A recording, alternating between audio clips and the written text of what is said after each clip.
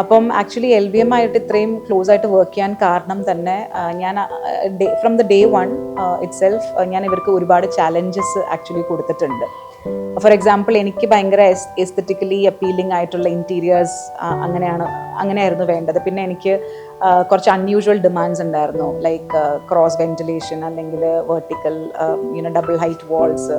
പിന്നെ അതുപോലെ തന്നെ ഇത്രയും ടൈമിനുള്ളിൽ ഇത് തീരണം, ബിക്കോസ് എനിക്കിത് എത്രയും പെട്ടെന്ന് താമസിച്ച് തുടങ്ങണം എന്നുണ്ടായിരുന്നു.